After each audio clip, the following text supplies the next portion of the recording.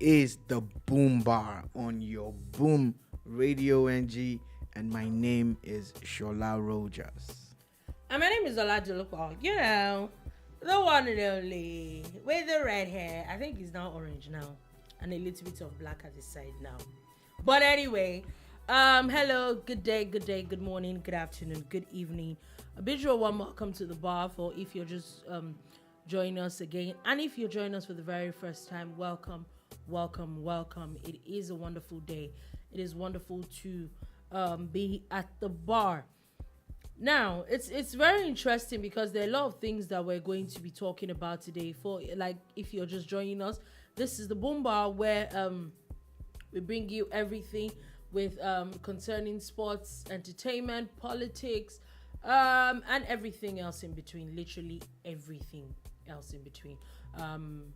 We do have plans to a lot of time follow scripts and all that you see around, but there are times that these things just happen and it just carries us all over. Now a few things that we're going to be talking about today. Lagos State is a lot in the news. Looks like Lagos State is on a rampage when it comes to demolition buildings. Those are things that we're going to be talking about about 2-3 different instances in the past few days that we're going to be looking at in depth. Also, is Indomie Noodles really banned in Nigeria? I think that it's time to actually find out. There's been kind of a controversy between yesterday and today, and it's good to actually bring out the facts and the figures. Also, I don't know how a lot of people are going to take it, especially for a lot of people on social media. Looks like somebody is getting a new run as chairperson of a very, very popular agency in Nigeria. Also, there also other things. There's stuff in the US. There's stuff around sports that if you can get to the Met Gala, it's always something that is very interesting. Now we're getting to a point where even Nigerians are showing up at the Met Gala. Nice that you people decided to just tone it down. Anyway, that and a few other things are things that we're going to be talking about today at the bar. So sit back, relax, get your drinks, and we ride on. Now, as you have Arazad earlier talked about, the Lagos State government looks like they're definitely on a demolition spree. Now, I think it started. There was a lot of hue and cry. In fact, I'd seen a lot of drama of. I think I don't want to say ignorant, but people have a right to say whatever it is they want to say. But this started with the demolition of houses. I think, if I'm correct, about 13 houses that is on the side of Ajao Estate. That was said, according to FAN, the Federal Airport Control Agency, that they were talking about how these buildings have been encroaching on the airport land, and they've been on this matter since 2016, if I'm correct. That is one story. There's also the story of how some shanties are being demolished in the Lekki area of Lagos State. There was also another demolition that happened.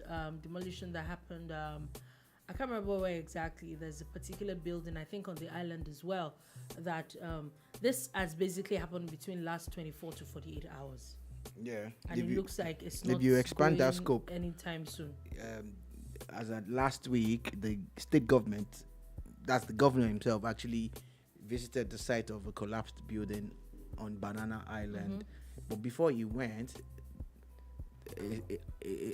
a part of the state government, an agency, I think it's the LABSCA or something, in charge of building and all of that, they actually went to inspect a couple of other buildings to check for the integrity of those buildings. I didn't even know they had those equipment. I'm like, wow, impressive.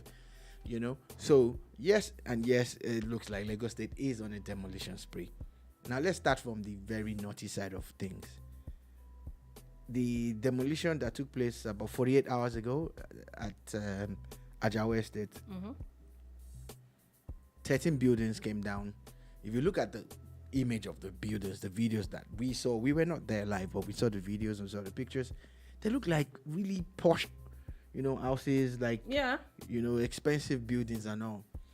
Now, it's usually expected, and maybe I'm just being, I don't know, but it's usually expected that people who can afford to build such houses would also have common sense, know how to calm down now. Also know how to, understand the law as it concerns construction, as it concerns, getting permits and everything. A lot of people have said things back and forth.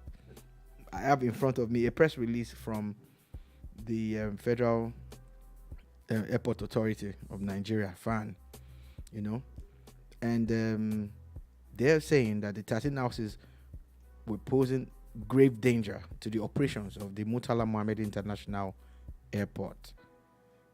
They're not mincing words about it. They're not flinching.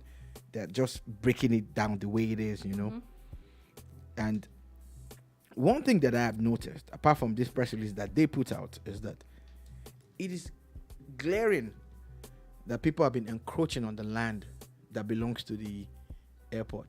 You get, when they see that there's no much activities, so and I have a question. People have been selling and buying that land. That with what you just said, just want to ask a question regarding what you said now. So, if someone decides, okay, maybe I have 3 plots of land around that area, then I decide to encroach on it and add maybe 1 or 2 more plots, and I want to sell it, isn't it the job of the person that wants to buy to find out if, because like you said these houses look like they're posh, nice looking houses, yeah? So who do we blame at that point? The person that encroached on the land and sold it, or the person that decided to buy a land that was not even the other guy to sell? Yeah. I'm going to respond to that, but I'm going to read something that is official from the Federal Airports Authority of Nigeria. They said that they had been engaging the people in the Ajao axis of the airport, you get, and that they had a committee set up to meet with the people in the Ajao axis. In the committee's report, now I'm quoting directly, in 2002, out of 254 buildings, as many as 254 buildings, were evaluated. 220 buildings were recommended for regularization. As they pose no direct or critical threat to security or safety of the airport. And they said they've been duly regularized. Okay. Meaning that they had encroached, but the area that they're on is fine. So maybe you just need to pay some money and good. Okay. They said 34 orders of that 254 were built within FAN's perimeter fence. Okay. No. And mostly erected above the aviation fuel pipeline and other waterways, clearly posing direct safety and security challenges to the airport, as well as other owners. Occupants themselves were marked, and they were marked for demolition. They even issued a stop work order. They said in September 2002, the airport authority wrote to the Lagos State government for cooperation in conducting this exercise, in the interest of aviation and communal safety and security. That's how Lagos State got involved. Okay. According to them, some of these people were issued a stop work order. Some complied, but some just continued constructing and building whatever they wanted to build. Okay. So, according to this statement, I think that as much as I'm going to say that I blame people for building land, building stuff, I think that FAN is completely and totally culpable in this matter. I honestly think that this is a fault 100%. Why do I think so? First things first, the minute someone starts, wow, is your perimeter fence so porous that people are encroaching. The honest truth is, if this building now, there is a fence around it, except someone else or someone breaks down this fence, you cannot encroach and say you want to build. Even if you break down the fence, we would react. Do you understand? We won't let you build in the that house. first place, it starts with how porous were your borders. Remember that in the first place, it is the same Federal Airport Authority that has had several cases of people getting on planes in their bid to act as stowaways. It makes no sense, because if that didn't happen in the first place, we won't have all this the porous nature of their perimeter. It's very, very. You know what's ironical? It's very disgusting that they don't. You know what's see ironical what they're doing about wrong. the airport authority and the government in general? What's ironical is that when you go through the legal channels, like you want to drop someone off at the airport, you want to pick someone up, it is hell. It's a struggle. Oh, you can't park there. If you park there, it's 40,000 fine. If you pick someone here, it's this. You see, you're so strict within this short space and within this. But then you 500 meter this space, large space that you can't. So why not let it be sold off? You can't be strict all round, especially in the places where people are, using like at this point, your land. all they needed was a proper fence with just perimeter cameras. I don't even think it would take so much time. Why are we making it seem like now you are now destroying? Yes, should people have built things on those things? Yes, it is completely wrong.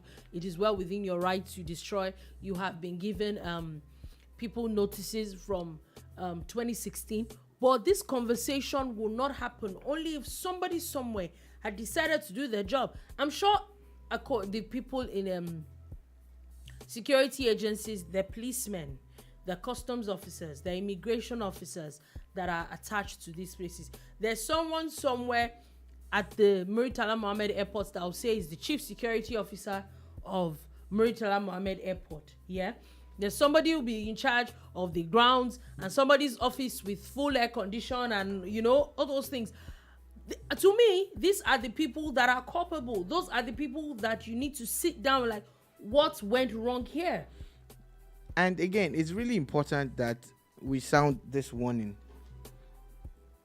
You cannot continue to do things the old way in a new world. Yeah. The world has changed. There's technology. Because there's now the conversation of you're wasting resources. Yeah. How did you let it fester this long? It shouldn't have even gotten this bad. Houses.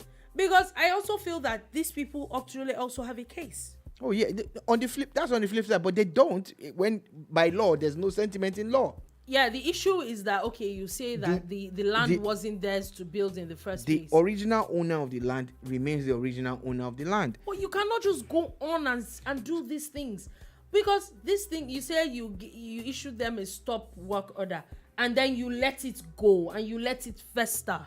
So it does not make any sense. On the flip side, it's a quick time to advise people: please don't buy land without a lawyer. Yeah. Please don't buy land without doing due diligence. Don't even go as far as constructing anything until you have gotten the proper documentation about your land as it concerns your land. If you have paid for land, this table that I'm shaking now, I'm standing on this table. If you have paid for land anywhere and you don't have documentation, bros, now it's you do. If you're lucky, they will return your money. If you are not, your money don't work. You don't go. Because it's still a legal issue. Leave the sentiments aside. So, on the side of the Federal Airport Authority of Nigeria, I think they erred by allowing this thing to fester. Fester, exactly. Look, if you had gone when those people started digging their foundation, and you are gone there to say, if you continue to do this, people will get arrested. You're going to be in trouble. This is our land. You did not do it. You know why? Because you're complacent. You're not doing your job as you should. Now, like I was saying, it's a new world and there's technology now. You understand? You're talking about issues that happened in 2021. That's recent history, 2020, 2021. As at that time, there were drones. Yeah. Do you understand? Yeah. You could have actually bought drones for That's your what I'm staff, saying. trained them. What was the security system? Their What are they doing? motion detectors, CCTV cameras, Exactly. and even watch towers. Now, of all places in the world, an airport that has that massive structure that is a watch tower, you can actually build smaller ones for the perimeter to maintain security, because it's even beyond the people who are encroaching and building. It's also about people who can gain access. Aviation fuel is highly combustible. You don't want anybody jumping on a plane that shouldn't be on the plane and using it to wreak havoc on innocent people. So a lot of things that the Federal Airport Authority should have done that they didn't do. It sounds to me like medicine after death. Like, the person know that, I mean, I still give him Panadol. You know, go walk. You know, understand? But in your case, you're lucky that there's a law that recognizes the fact that the land belongs, to the Federal Airport Authority of Nigeria. But on a real to real, it's about time we started taking these things really serious. How long are we going to keep condoning this act of incompetence under the guise of governance or government? It doesn't make any sense. It doesn't. So, on the part of Lagos State government, it's, within their territory, so we understand why and how they got involved. And like I was saying, I was about to say something about, but, let me just say, most of the initial comments that came out were political. Now, it is actually a known fact that some certain parts of Lagos are populated by certain tribes and nationals or sub-nationals within Nigeria. For instance, if you get to anywhere, most times when you get to anywhere called Sabo, you would expect a certain group of people, and you get some kind of culture and food system going on there, all sorts of things happening from a certain part of Nigeria.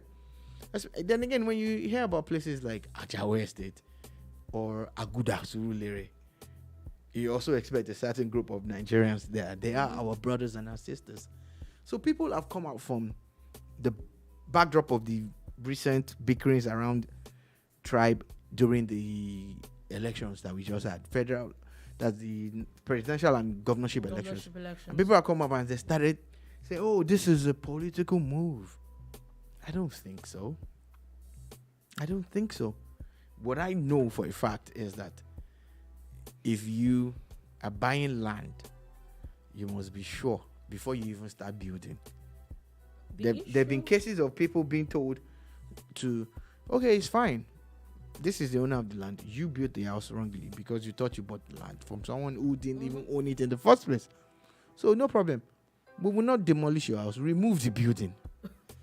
How now? Except you bring in Chinese. It's like you were in my head. You bring in Chinese engineers. They go move the house. My issue with people thinking that it's political is that, let's even assume for a moment it was politically motivated.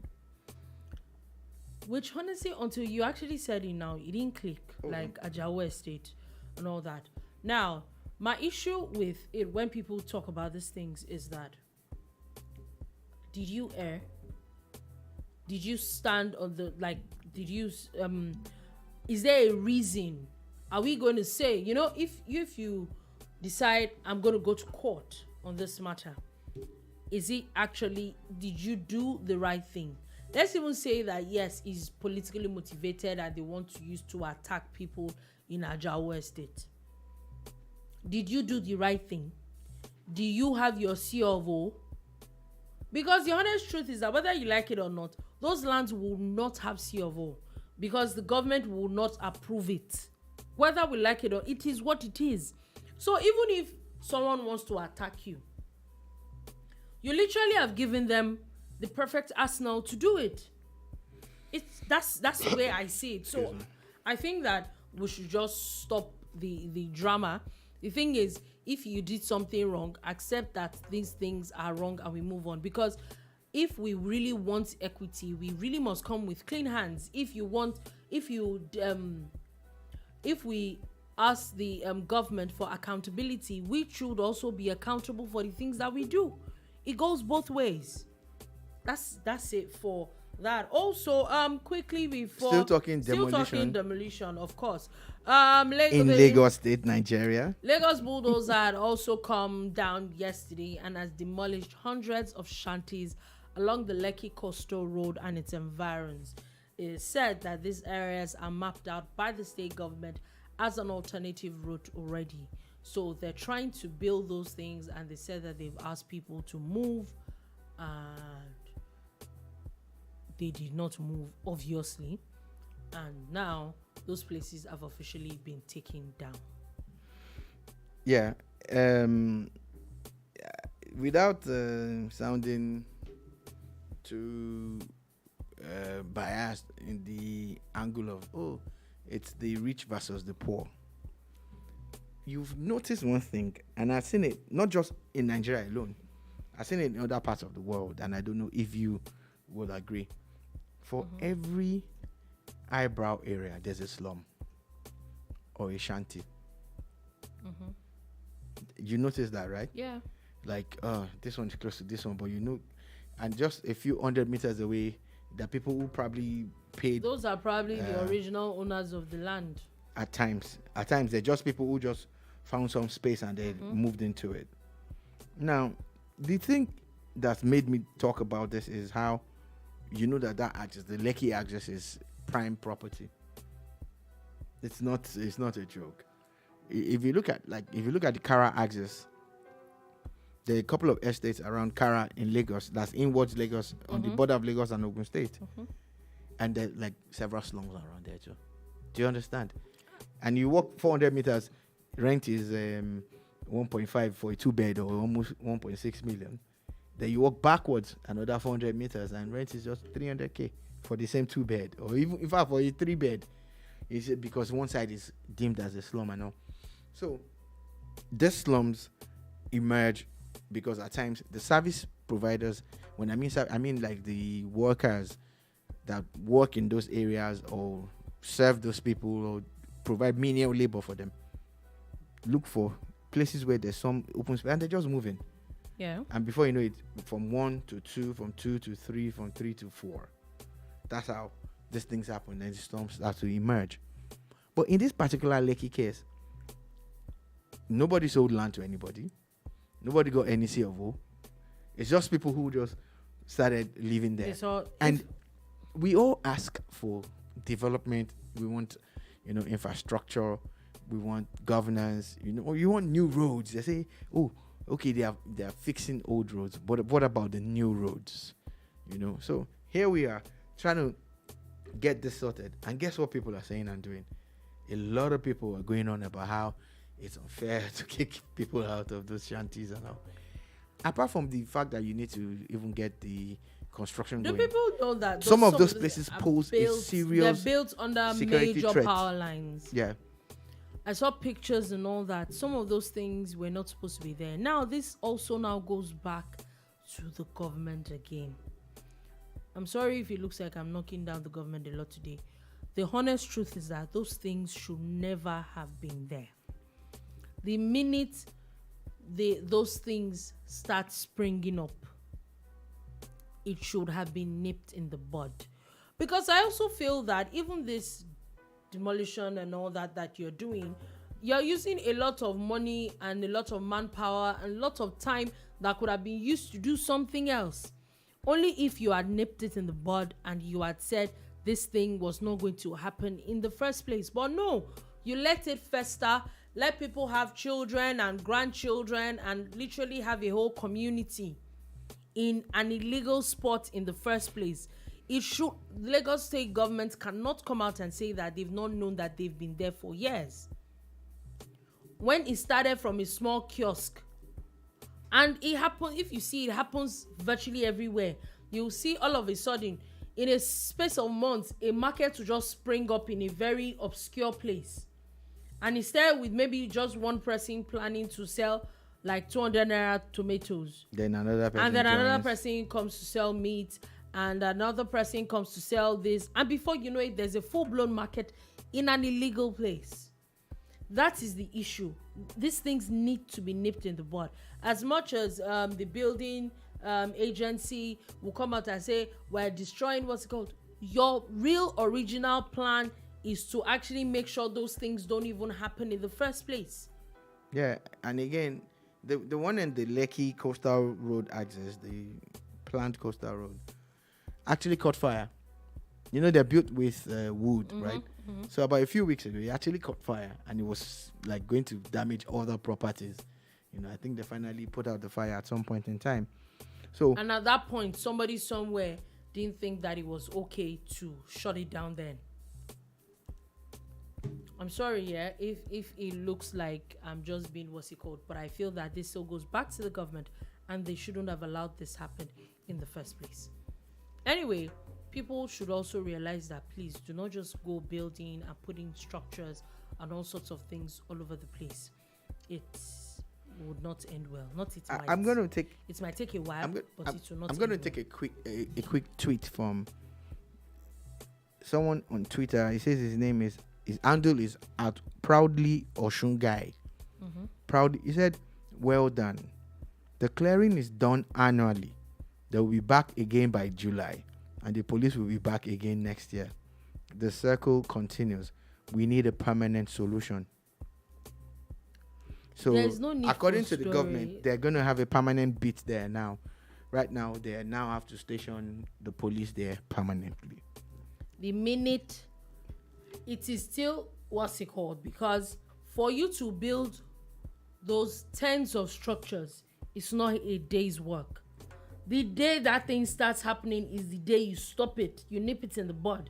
But you now give it time for them to rebuild, and then you come down and break it down again. It does not make any sense. And a lot of people are also talking about how there are other parts of Lagos, like Jakonde Estate access, Ikota, Lafiaji, Alpha it's Beach all side. around Lagos. That it is all of these shanties are Lagos. there. So that what's the government doing about it? So many. There's so many. You can't even count. Those things need to go, and it's the honest truth. The honest truth is that those things need to go. Nigeria and Lagos State as a whole, they have a major housing deficit that needs to be sorted. But because we have a housing deficit, does it mean that we should go the illegal route? No. So that is that, in my own opinion. Now, moving on from that quickly, and let me move on to something else that it's kind of giving a lot of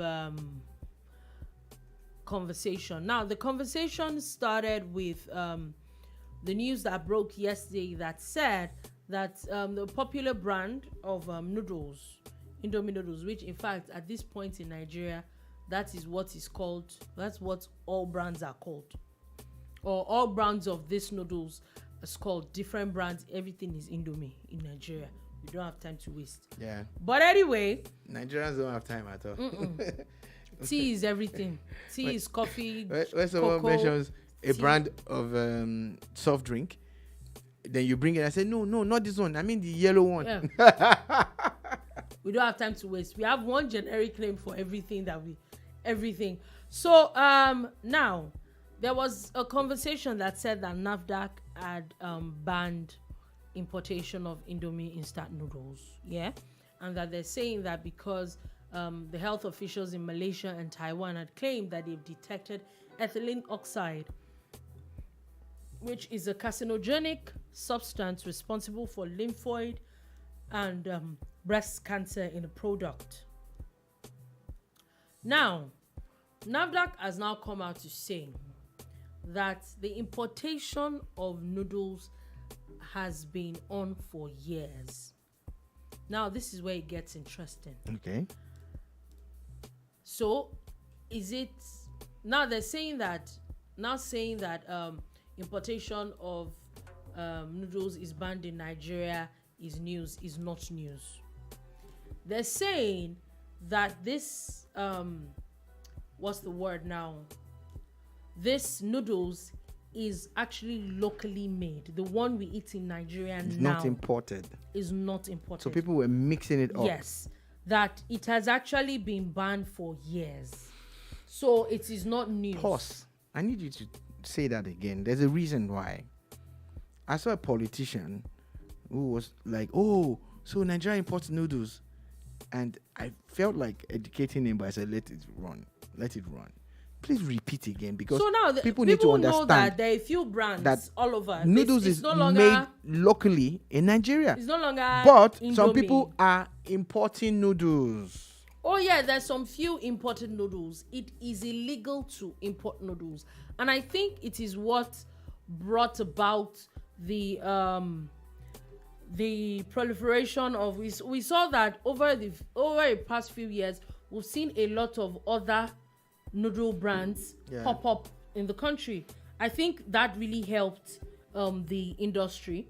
So it is no longer the only one. I grew up knowing just one brand of noodles, and in the past a lot have come and go. Yes, a lot have come and gone. So, but in the past few 5, 6, 10 years, we've seen a lot spring up, New and brands. there are a lot now. More jobs, more options. There are a lot in the market now. NAFDAC is saying that the one that is made in Nigeria is safe for people. That the story about the one from Malaysia and Taiwan, is it true? Yes, it is true, but it applies to the ones in those countries. The one in Nigeria does not have it, but they're now saying that they're going to investigate. Just for health reasons and just to be sure, safe. to be safe, that as much as it is safe at the moment for people to eat, they're going to do random testing of different noodles in the country, just to assure people. And it is said that I think the testing is beginning today. So again, please, to be honest with you guys, I feel the need to repeat this news. There's a reason why. Indomie noodles in Nigeria is one of the most popular staple foods. Most staple. After, when you take rice and bread, I can tell you maybe Indomie is number 3. Yeah. And they provide jobs. I've seen this brand do a lot of things for people. Do you understand? Please let us not wreck one of our biggest brands by carrying this fake news about how Indomie is banned or how it is bad. It is now like it's the country. The what is done is locally made. It has nothing to do with what's happening in Malaysia and Taiwan. And I think this is the point where people need to calm down and listen to news. This just reminded me of something I said I was going to, even though I didn't add it, I said I was going to talk about. And this is where I see a lot, or maybe over the electoral process, a lot of people were attacking a certain kind of people, that they don't listen, they don't calm down, they don't this, they don't that. Sadly, it seems to be a Nigerian thing. It is not an ethnic thing. It is not a political thing. We do not seem to calm down and read. Yeah. Now, why I said so. Again. Let me quickly read something from at Measly Mar 2 on Twitter. This Andrew says, if NAFDAC and the federal government succeed in banning importation of noodles, what will the Meshais sell? You see, this is the problem. Like you said, we don't read. The government is not banning noodles. It is the imported one. The imported one that and it's for your own good. Years. And it has been banned for years. So now, talking about how people do not listen. There's been an onslaught on the vice president in the past 24 hours. Especially a lot of APC people talking about how he could invite Chimamanda Adichie to his book launch. Now, people need to understand that the book that is being launched is about the vice president, but there are 25 people that came out to write the book. It literally has absolutely nothing to do. It's just that the book is written about him. It's not his book. He's not is not the author. Nothing. So I'm not sure that he has jurisdiction to invite the book reviewer. On that same, what's it called? If you go back, President Buhari was actually invited. President-elect Bola Tinubu was also invited. I actually went on to look for it. 25 different people authored that book. So I don't understand the argument where people are going on that how could the vice president invite Chidinma Adichie, and of course we know that she's very into the Labour Party and Peter Obi and all that. But I'm like, even if you're going to come up with that argument, this does not even work at this point. Maybe you should, if you have a grouse with that, take it up with the people that invited her, the owners of the event. He literally is just being honored, and that's it. Yeah. So we need to calm down. No, I think it stems from the fact that a lot of APC people have not forgiven the vice president for contesting the primaries against his former Oga when he was governor. Oshibaju was his commissioner. So a lot of people feel that, he's sold out. Do you understand? Then they are more angered by the fact that, there's a book launch and all of that. So people are being sentimental. Well, it's okay. It's okay. They have the right to express themselves, but harm yourself with the facts first before you start to go to town about a story. What if, for instance, President Buhari had gone? What if, for instance, president-elect, I was going to say presidential candidate, but president-elect Bola Tinubu had gone and they were there? Chimamanda would be there. Chimamanda was not even there, live. I mean, she would be there virtually. She will do a book review. They will do all they can. Do you understand? And life goes on. So, at times, we chase a lot of things that are really very unnecessary. Yeah. Very unnecessary. But it's obvious that a lot of APC people are still not happy with Osinbajo for, expressing his rights to contest as a candidate to be president of Nigeria. Anyhow, for people, number of things that a lot of people, especially a lot of people on Twitter might not like, is now that the president has now reappointed Abike Dabiri Erewa as NIDCOM chairman or NIDCOM chairperson. This is the Nigerian Diaspora Commission. The honest truth is that I think that NIDCOM, to a very large extent, has taken a lot of work off the hands of the Ministry of Foreign Affairs. Maybe, just maybe, I feel that if the Ministry of Foreign Affairs has been doing a lot in this, maybe there will not have been a need for a new commission, which I think is barely 4 years old. But the honest truth is, they're doing a lot. You cannot come out and say that they might not be 100. I don't think anybody's 100.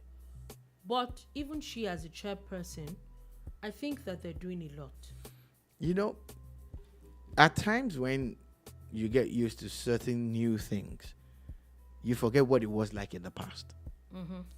Truth be told, there was a time when there are issues in other countries. There was nobody to call. Not like we didn't have a minister for foreign affairs. We've always had a ministry. Do you get? We've always had ambassadors in many countries. Yeah. But the creation of NIDCOM by this government was a master stroke. It gave people an interface and the ability for them to engage on all social media platforms also made it easier and brought it closer to the people.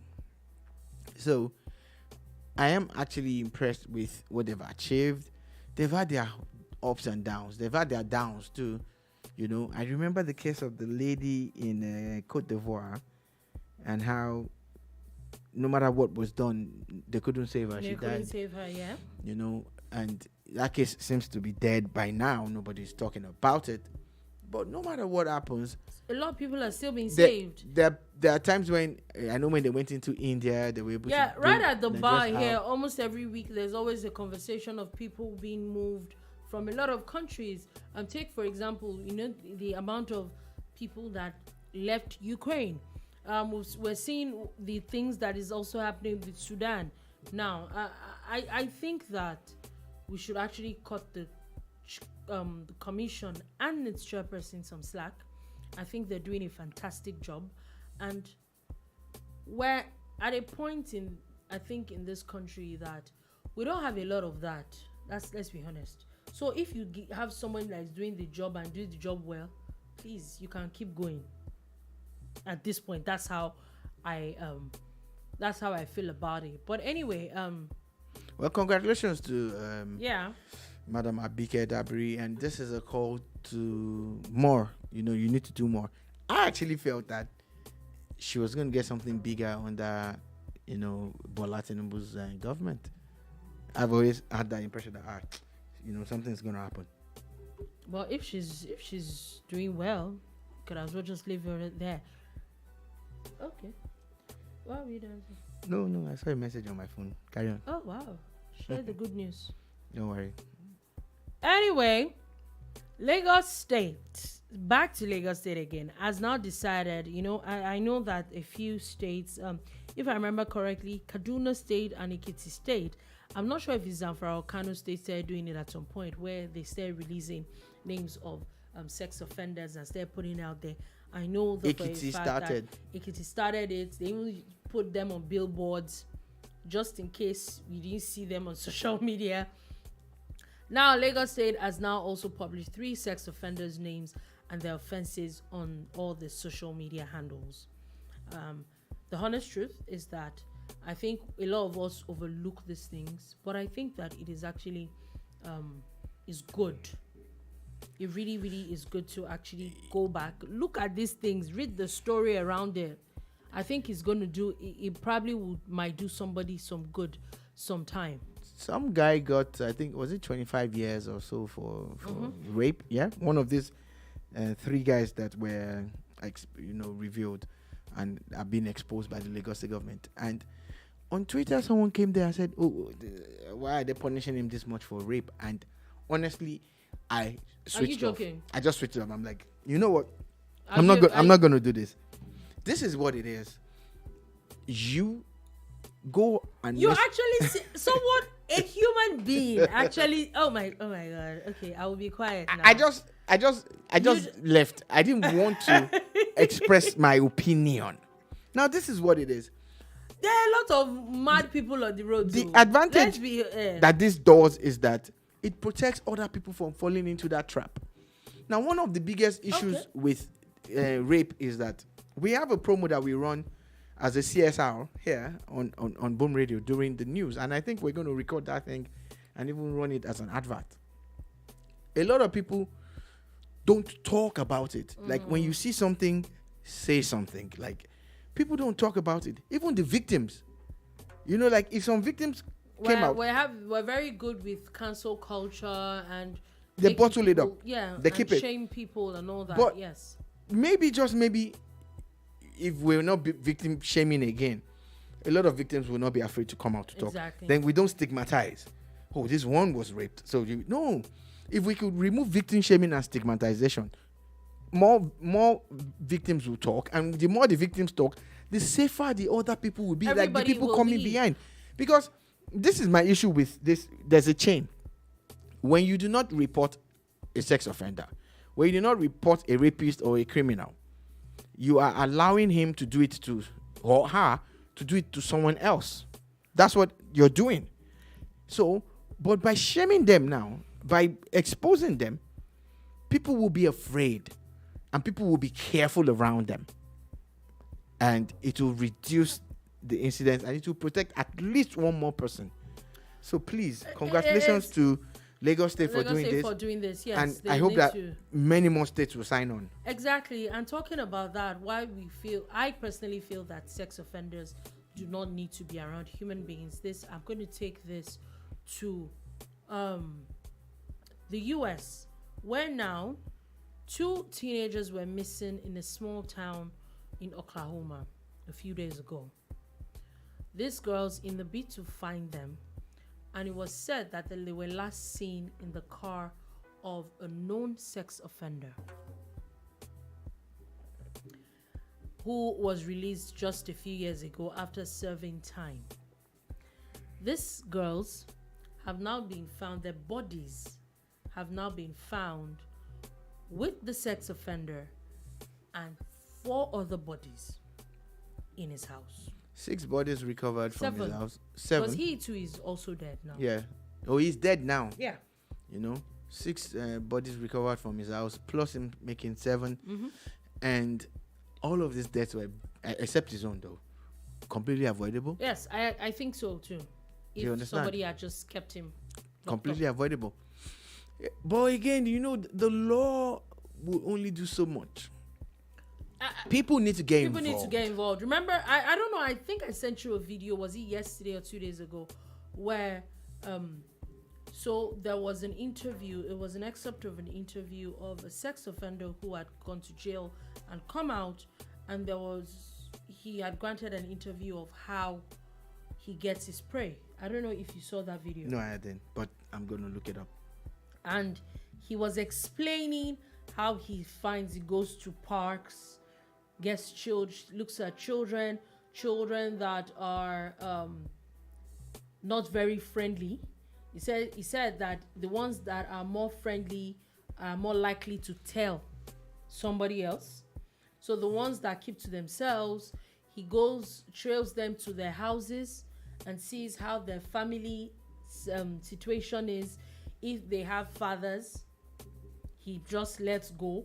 Or if they have fathers in their house, like if they have like a very strong family, male figure. Yeah, a female figure in the family, or if they're really spiritual in the family, lets them go. So if he sees people that their families are not very cohesive, and the children, maybe a child that is being, and all exactly, of that. all those dysfunctional. It just moves in.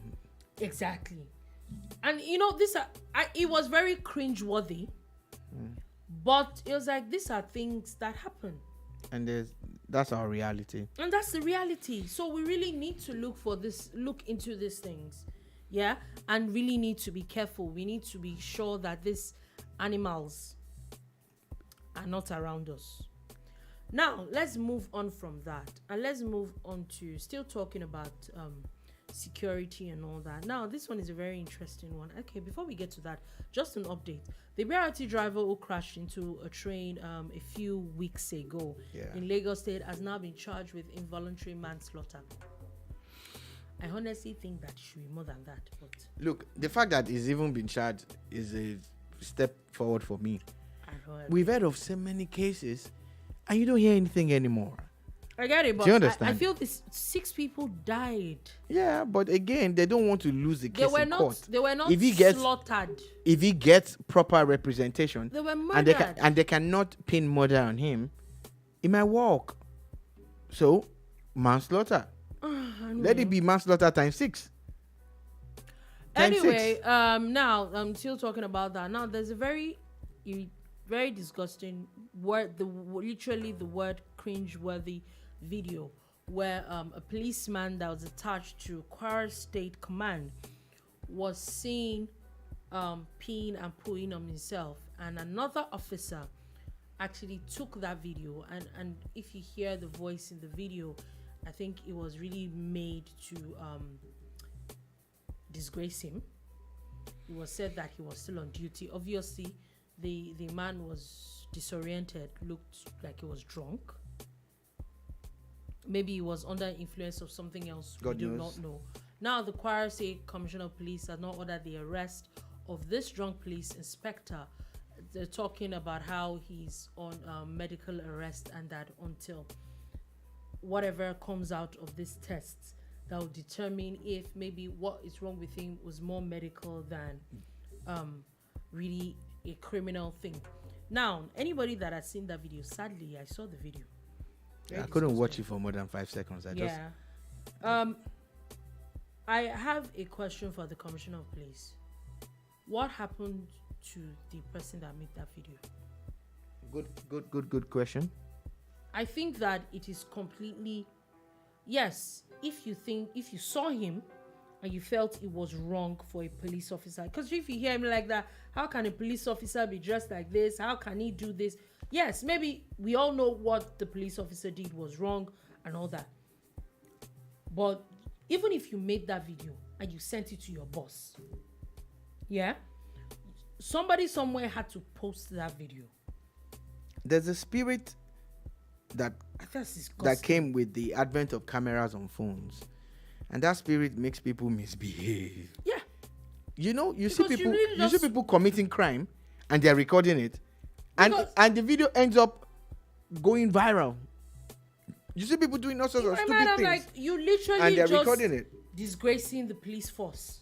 So it makes no sense. So again, if you had sent that video only to the Police Service Commission, it would have been nice. But this video made it out. Remember last year, some police officer in the southeastern part of Nigeria that was singing cult songs, and he actually made a video of it. You understand? You see, like, are you? What some people would say meant. Are you well? Are you all right? Are you all right? Like, you okay? Really? Anyway, moving on from that quickly, let's move on to something a little different. As the godfather of AI, 75-year-old Geoffrey Hinton, has now warned against the dangers of artificial intelligence, saying after he just quit his job at Google, saying that at the moment AI is probably not as smart as humans, but it's probably not going to last very long. I like to disagree with him. In the same vein, on the same day, news breaks that Samsung has now banned its employees from using AI ChatGPT. Okay. Let's talk about the godfather of AI, the Google worker. What's his name again? Geoffrey Hinton. Mr. Hinton, shout out to you. I don't know what you know. I really don't. But in the last 3 to 4 months, I've really been studying a lot of AI and all of that, and how it could make work easier for us here at Boom Radio and even personally. And I'm afraid at the things that I see. There are some AI experts that I follow on Twitter who update us every week. They have newsletters about what has happened this week. Every week there's something new. AI was banned. There's a particular AI that was banned in Italy, but it's just been cleared this week now. It's met all their conditions. I'm just afraid that if AI continues the way it does, it is actually very, very possible for the robots to take over. Because it gets to a point where one person that understands how to, source for different AIs will do the job of 50 people. Look, there are AIs that you can just type in three words and it will generate 10,000 words for you. There are AIs that can write your news stories now, write an entire book for you, even design the book cover. So, again, I get what he's saying, and it might sound like an alarmist, but I already see the future, and I'm afraid of what is in store for us. So we'll see. We definitely will follow and see what is going on. Maybe a lot more people will be banning AI. Now, moving on to sports quickly, Leeds United is on a sacking spree as they have now sacked their coach and director of football. Now, it's very interesting that they didn't sack it, even though, yes, they're on a relegation. They look like they're on relegation right now. It doesn't look good for them. But is it the right time to sack a coach? Look, knowing that their next game is with Manchester City, are you joking? You're joking. You don't want Arsenal to win the league. Do you know a certain Sam Allardyce? Yeah.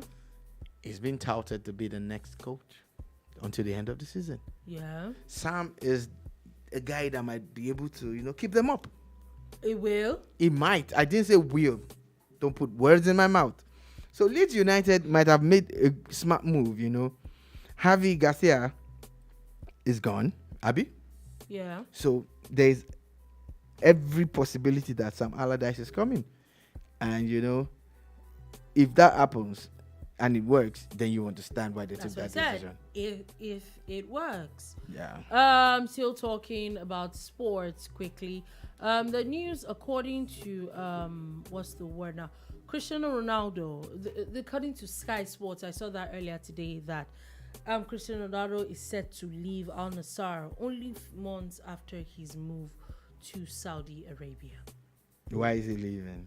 Nobody knows yet. Maybe the ball is not. Was it that obscene gesture that he made? Because there was a time. Yeah, there was conversation of How that might cut short his stay in the country. Well, at least he's made money. He's made a lot of money, and the funny thing is, at his age, and with the kind of massive, presence his brand has, he's still going to get a top contract. That's the funny thing about it. Maybe but he wanted to try it out. I'm like, it's not taxing enough for him, and maybe he just needs to move on. Quickly, finally, before we go, it's very interesting how the Met Gala. We saw a lot of wonderful things in the Met Gala yesterday. Mm-hmm. I think the Met Gala is known for interesting attires.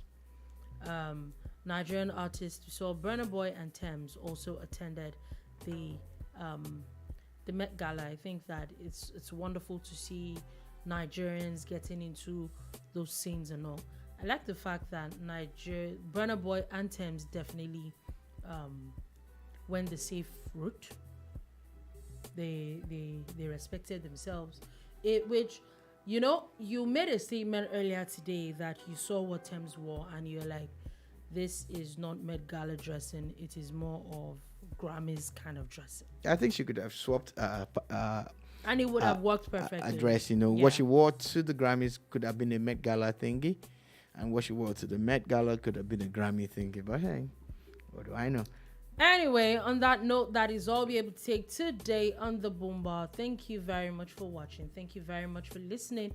We'll be back again tomorrow at 3 p.m. West African time to give you another wonderful edition of The Bar. Do have a beautiful, beautiful day ahead.